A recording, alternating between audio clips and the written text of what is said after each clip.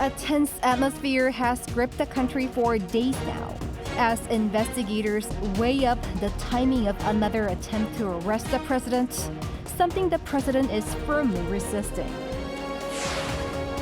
The supply of high-demand food items will be increased by 150% for the Lunar New Year holiday, as the authorities aim to ease stress at the kitchen table. Korean companies are in the spotlight at the major tech show now taking place in Las Vegas. From big names such as Samsung and LG to companies that are smaller in scale but strong. It's January 9th, 8 p.m. in Seoul. This is Newscenter. Thank you for joining us. I'm Yoon Min. It has been 2 days since the second arrest warrant for President Yoon was authorized. Let's go over to the presidential residence in Hannam-dong, Seoul, where our correspondent An Sung-jin is standing by. Sung-jin, do you see any signs of the arrest being carried out?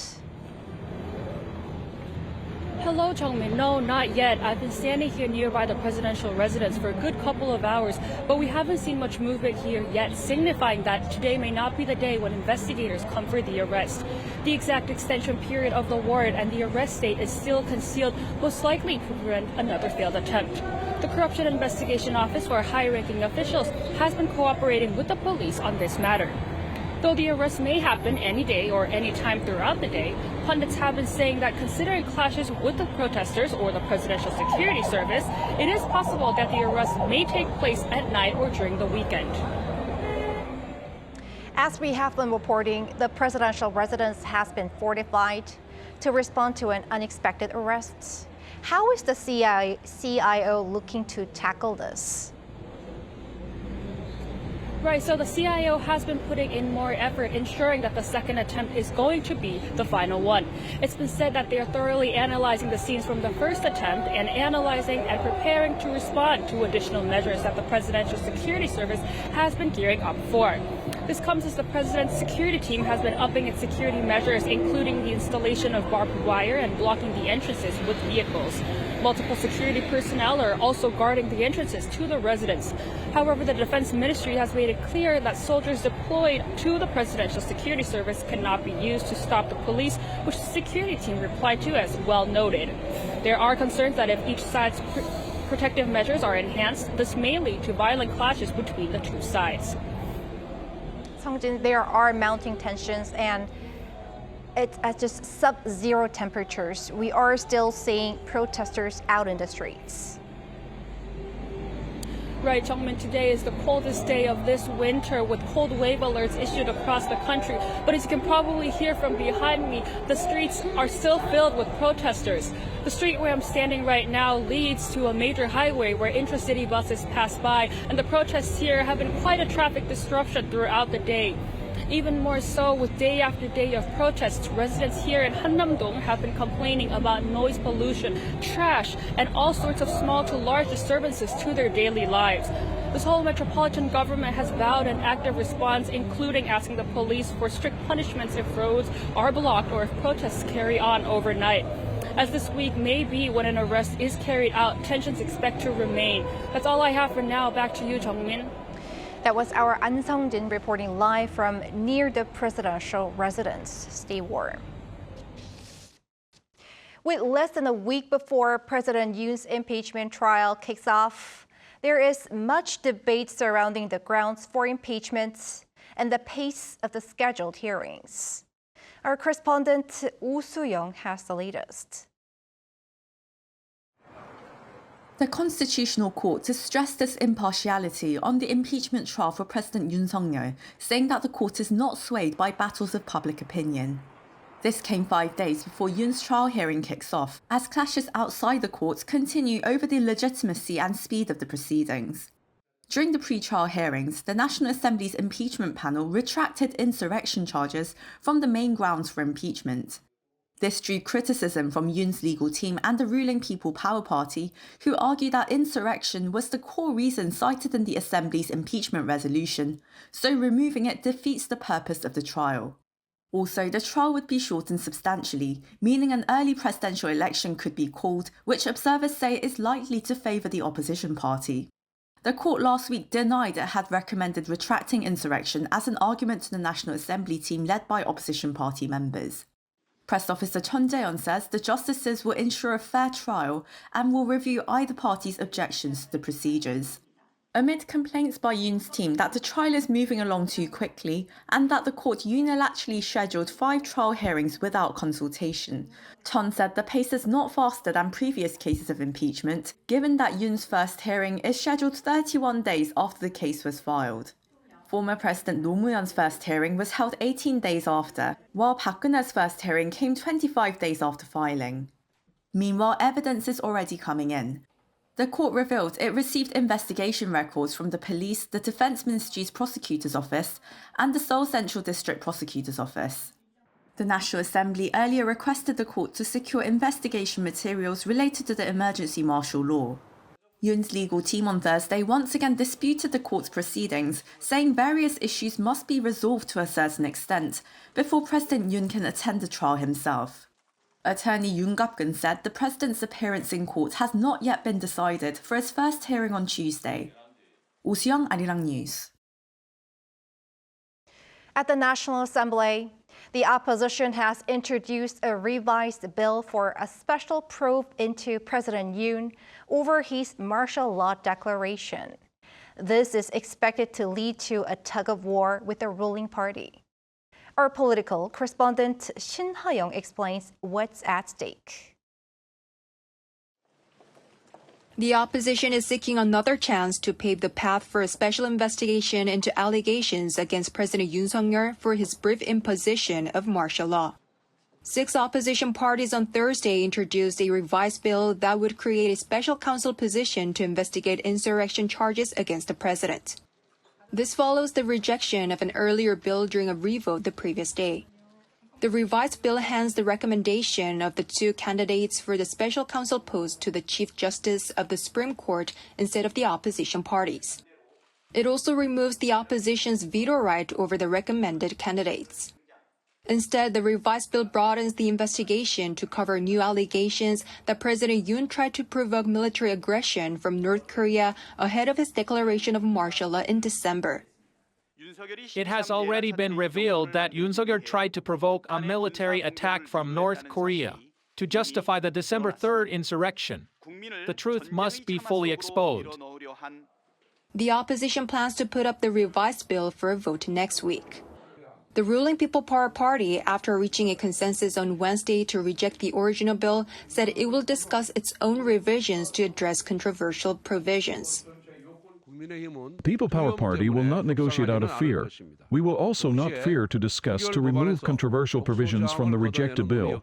Within the Constitution, we will start meaningful talks on the special prosecutor bills. Amid the ongoing political standoff over President Yoon, attention is turning to whether the ruling and opposition parties can cooperate through new joint talks involving both the rival parties and the government. The joint consultative body, which will discuss current state affairs and measures to improve the people's livelihoods, will include Acting President Choi Sang-mok, National Assembly Speaker Woo Won-sik, PPP Interim Chairman Kwon Young-se, and DP Chairman Lee Jae-myung. The rival parties were set to hold the first meeting of the consultative body 2 weeks ago, but it was cancelled due to the opposition's impeachment motion against Prime Minister Han Duck-soo. For the time being, the parties and the government are fine-tuning details on the specifics of the joint talks, narrowing down the agenda and its goals. However, while the PPP wants to prioritize legislation on future industries and the people's livelihood, the DP is focused on passing a supplementary budget first, which could make aligning their agendas difficult. Shin Ha-young, Arirang News. South Korea plans to spend a significant amount of the 2025 budget in the first half of the year to activate domestic demand. To do this, Acting President Choi Sang-mok has allocated a record high 358 trillion won, or $245 billion of the budget. The decision was made at an economic ministers meeting on Thursday. Of the allocated funds, $58 billion will be used to promote people's livelihoods, and $26 billion will be invested in public institutions. Choi said the cabinet will work collectively to stabilize the economy amid growing anxieties due to internal and external crises. The government is poised to boost the supply of essential grocery items, popular during the Lunar New Year celebrations, to keep prices stable. Lee Si-hoo has the details. The government is increasing the supply of 16 key grocery items for Seollal by 150% to help lower people's grocery bills. We are prioritizing a stable supply of grocery items so that an imbalance in food supply and demand does not lead to weakened consumer spending during the Seollal holidays. The supply of vegetables, fruit, and meat will be the largest it's ever been at 265,000 tons. The list of selected food items includes cabbages and radishes, apples and pears, and beef and pork, all commonly enjoyed by Koreans during the holidays. It is also slashing import tariffs on fruit from overseas. Further, more onnuri gift cards, which can be used at traditional markets, will be available for purchase at discounted rates. And in line with the government's efforts to promote domestic travel by designating an additional weekday, January 27th, as a temporary holiday, KTX and SRT train tickets will be marked off by up to 40%.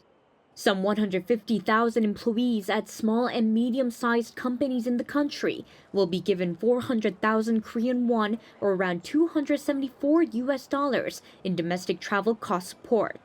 This, along with additional measures, is a plan to better assist small business owners. Beginning next month, the government will offer financial support for delivery and shipping fees and early tax refunds, among other assistance. Lee Si-hoo, Arirang News.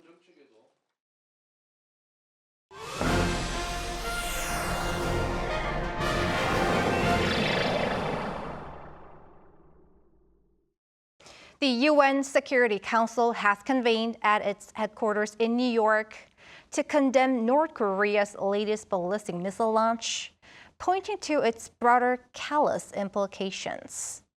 Kim Jong-sil reports. The international community is strongly condemning North Korea's January 6th missile test. At a UN Security Council meeting, South Korea's permanent representative Hwang Jung-guk delivered a strong condemnation of North Korea's actions, linking the missile test to broader humanitarian and geopolitical issues. The January 6th missile launch shows exactly where this blood money ends up. The DPRK sacrifices its own people to fuel its nuclear ambitions and further contributes to death and destruction in Ukraine. It must stop now. The soldiers' blood is crying out from the ground. Hwang revealed that the South Korean government estimates at least 1,100 North Korean casualties in Russia's war with Ukraine. He also warned of North Korea's increasing access to advanced military technology through illegal collaboration with Russia. The world's most isolated and impoverished regime, under stringent Security Council sanctions, is increasingly having an access to a high-end dual-use technology and material, as the DPRK is intensifying its illegal military cooperation with Russia. The U.S. echoed South Korea's condemnation of the missile launch. This launch, as well as each of the over 100 ballistic missile launches it has carried out since the beginning of 2022, is a flagrant violation of the UN Security Council's resolutions. Meanwhile, reports from Ukraine reveal significant losses for North Korean troops fighting alongside Russian forces. The Russian army lost up to a battalion of infantry, including North Korean soldiers and Russian paratroopers, and that's tangible. Pyongyang claims the missile launched on January 6th reached speeds of Mach 12 and traveled 1,500 kilometers, something Seoul disputes, suggesting this was an exaggeration. Experts point out that this latest missile launch may reflect Pyongyang's strategy to assert its influence, particularly in light of the upcoming political transitions in the U.S. Kim Jong-sil, Arirang News. Over in the U.S., multiple wildfires that are burning out of control in the west and east of Los Angeles County have killed at least 5 people and put more than 150,000 under evacuation orders.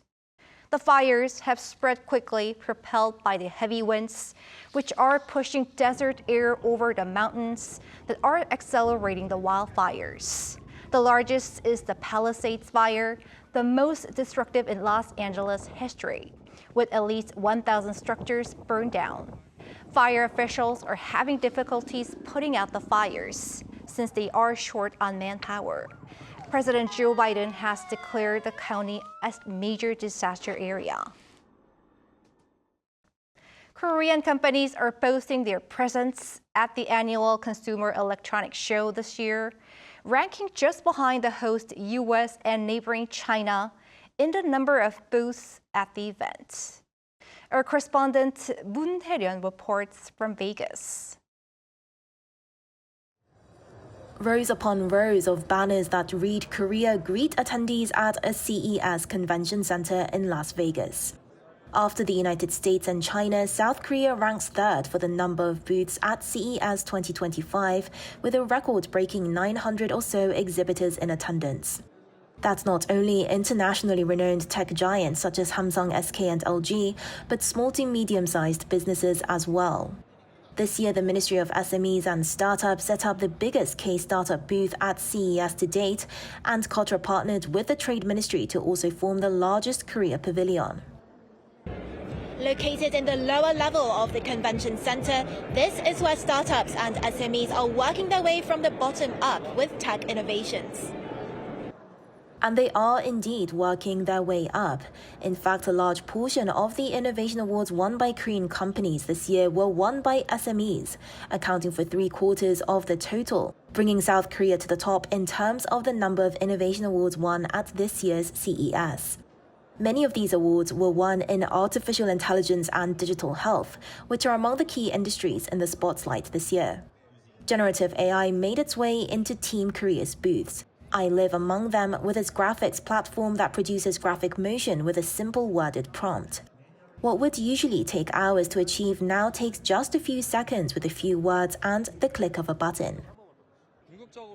Our long-term vision is to create an ecosystem that helps anyone create 3D content easily and conveniently, share them, and generate revenue. Medicus Biotech is among the CES Innovation Award honorees for digital health, and its mobile app detects the level of damage from wounds by taking a photo and providing a diagnosis and possible treatment. The application is designed to provide remote treatment in areas where healthcare is not readily available, and the firm hopes to expand its service to cover other types of wounds such as burns. The reason of developing our app is to help the people in less infrastructure countries like South Africa and South America. Smart city tech such as Midbar's inflatable indoor farm, claiming to be the first of its kind in the world, brings agriculture to any indoor space while addressing sustainability issues by optimizing water efficiency through a mist circulation system. These booths are another way to help firms reach out to a global audience, other than the financial and research and development support given by the government. We form delegations to places such as CES to help firms meet buyers locally and find partners in order to enter the global market. And we will try our best to turn what we have found in this event, namely the seeds of innovation, into tangible successes, such as exportation or the partnership with global companies. Taking into account the fact that CES this year is happening just a little before US President-elect Donald Trump's inauguration, there has been discourse surrounding the looming threat of tariffs and his protectionist policies. Amid these concerns, Samsung's vice chairman Han Jong-il made assurances during a briefing that AI-driven innovations in their supply chain can address potential challenges. Meanwhile, South Korea's tech industry also continues to face global competition, particularly over pricing with China. Korea has also made strides, moving beyond focusing on quantity to improving quality, which I take as a hopeful sign. SK's collaboration with major AI companies in the US shows that South Korean companies are taking a role in AI on the world stage. As a Korean, I think that's something to be proud of. SK Group's chairman Cha Tae-won reportedly met with NVIDIA CEO Jensen Huang to discuss their partnership, expressing his confidence in SK Hynix's technology as he revealed that the South Korean tech giant's development speed recently surpassed that of NVIDIA's. Chen noted that while NVIDIA previously pushed SK Hynix to accelerate development, the dynamic has shifted. South Korea's growing presence at CES signals commitment to leading the way in cutting-edge technology and fostering meaningful collaborations on the international stage. 문혜련, Arirang News, Las Vegas. Hyundai Motor Group plans to make its largest ever annual domestic investment this year, amounting to some 24.3 trillion won, or over $16 billion. That is up 19% on year. $7.9 billion will be set aside for research and development, over $8 billion for operational initiatives, and around $550 million for strategic investments. The group added that steady investment is essential to overcoming challenges while bolstering competitiveness.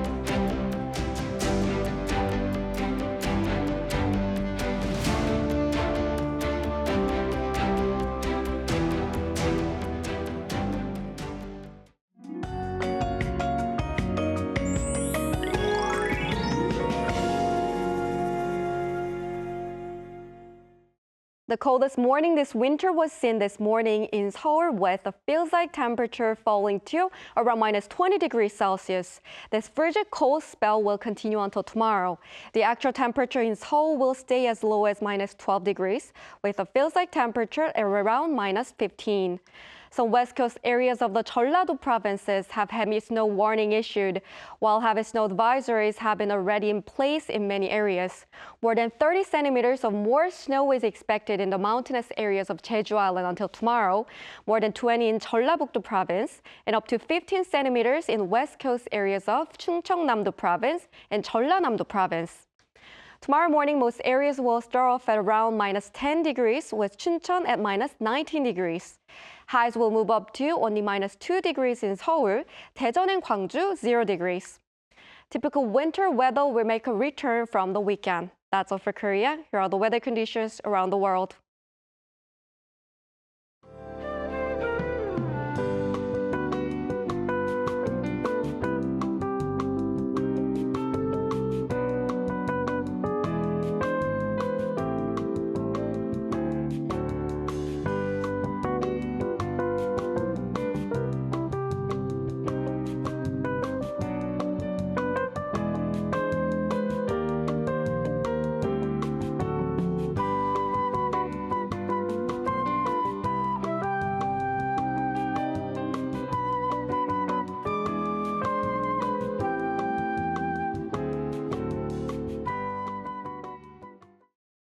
And that is Newscenter for tonight. Thank you for watching. A panel session coming up.